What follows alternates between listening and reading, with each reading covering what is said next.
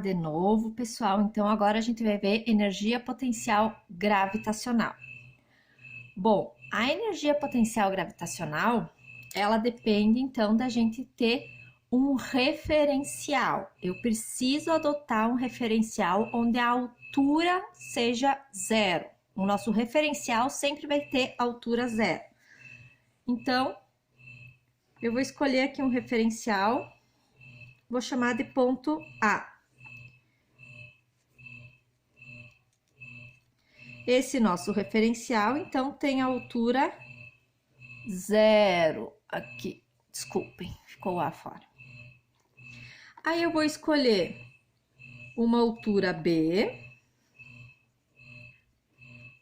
acima do solo, vou pôr um corpo ali.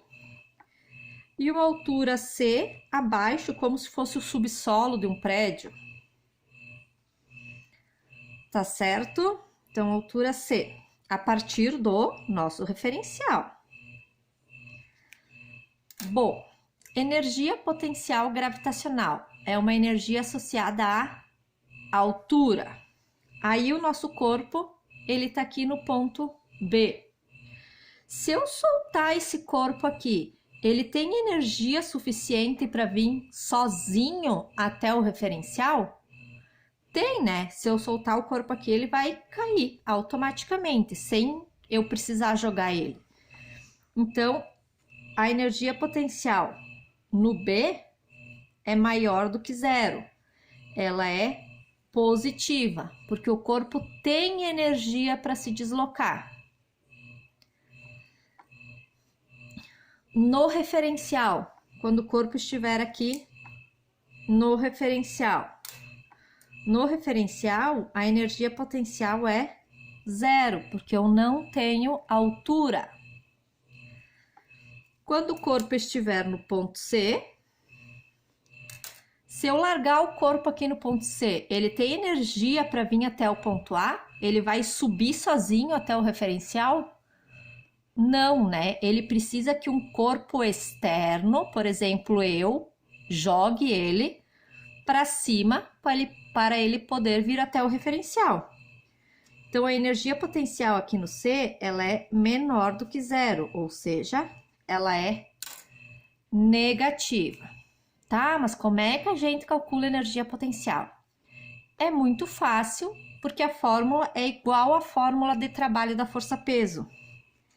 Energia potencial gravitacional é massa vezes gravidade vezes a altura. Essa altura é em relação ao referencial, tá? Então, aqui a gente vai ter energia potencial B mais mgh, energia potencial C menos mgh. Lembrando que a gente que tem que colocar esse sinalzinho de menos. O que acontece nos exercícios normalmente é que a gente usa o referencial o ponto mais baixo que o problema der. Vamos fazer então o primeiro exemplo de energia potencial gravitacional.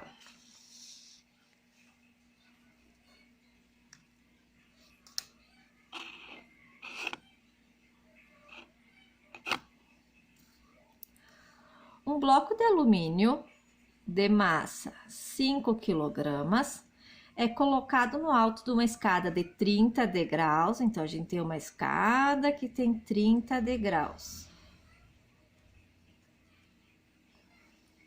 De 25 centímetros cada um. Já vamos passar isso aqui para metro, divide por 100, 0,25 metros de altura cada um. Considere a gravidade 10. Determine a energia potencial do bloco em relação ao solo. Então, o meu referencial na letra A é o solo. Qual é a altura do bloco de alumínio em relação ao solo? Então, a altura vai ser os 30 degraus vezes o 0,25, que dá 7,5 metros. 0,25 é a altura de cada degrau, né? Vezes 30. Energia potencial gravitacional, nesse caso vai ser positiva, porque o referencial é o solo. Então, mais massa vezes gravidade vezes altura. A massa é 5 vezes gravidade 10 vezes 7,5. Isso dá 375 joules. Na letra B, o problema muda o referencial. O referencial é o 20º degrau. Então, eu quero saber do bloco que está no 30 em relação ao 20º. A altura vão ser 10 degraus, né? Do 30 até o 20 são 10 degraus. Vezes a altura de cada degrau, 0,25, que vai dar 2,5 metros. Energia potencial mgh vai ficar 5 vezes 10 vezes 2,5. A energia potencial gravitacional, 125 joules. Aí vocês vão me dizer, prof, mas a gente já fez esse exercício lá em trabalho. Qual a diferença entre um e outro? Pessoal, a diferença é o seguinte. Nesse exercício, o corpo está no 30º degrau. Ele não está se deslocando, ele está parado aqui e ele tem energia para fazer o deslocamento. Quando a gente calcula trabalho, a gente calcula a energia que o corpo gastou para se deslocar. Então, quando eu calculo trabalho, eu tenho movimento. Quando eu calculo energia potencial, eu estou parada aqui. Eu tenho energia nesse momento. Tá bom? Então, essa é a diferença.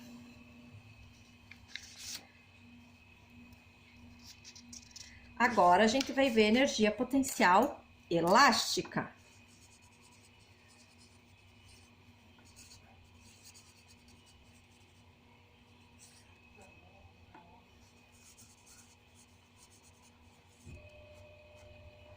Energia potencial elástica está associado à mola. Vocês lembram da mola?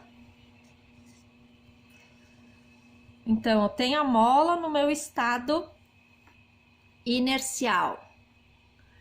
Aqui a minha energia potencial é 0. Se eu soltar a mola aqui, ela fica assim, ela não tem energia para sair sozinha dessa posição. Aí eu vou esticar esta mola até uma posição X.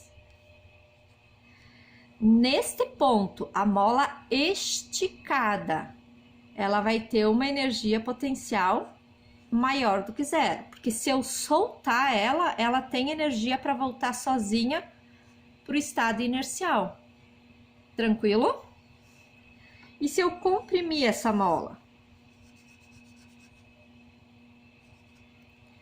Mesma coisa, a mola está comprimida.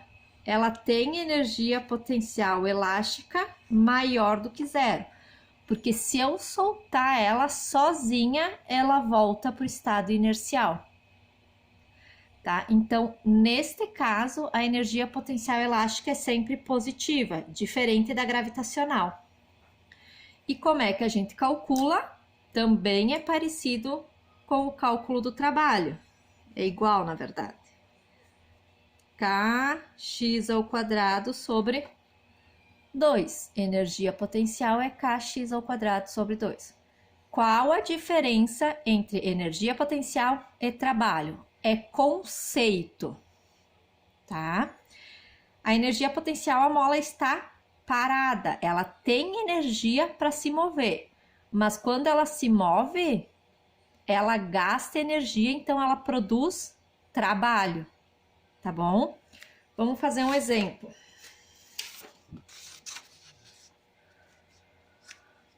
Uma mola de constante elástica, K, 400 newtons por metro, né? Constante elástica. Esses nomes já são conhecidos de vocês, né? É comprimida, então a deformação da módulo X, 5 centímetros. Determine a energia potencial elástica.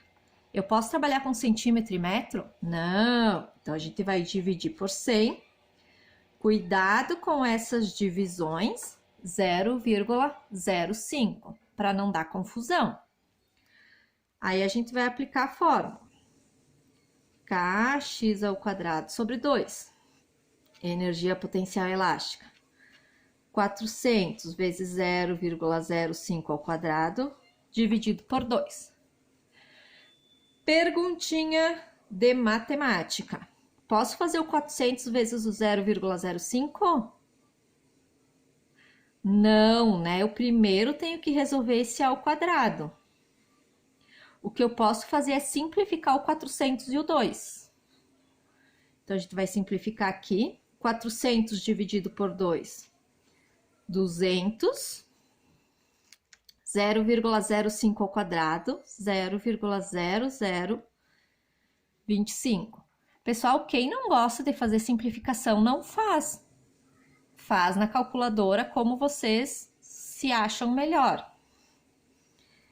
Energia potencial, 200 vezes 0,025 dá 0,5 joules. Façam os exercícios com calma. Se vocês tiverem dúvida, me chamem, tá? Me chamem no WhatsApp, me chamem aqui no Google Classroom. Não fiquem com as dúvidas. E semana que vem eu posto a correção dos exercícios e a gente se vê. Um beijo a todos, fiquem bem e se cuidem.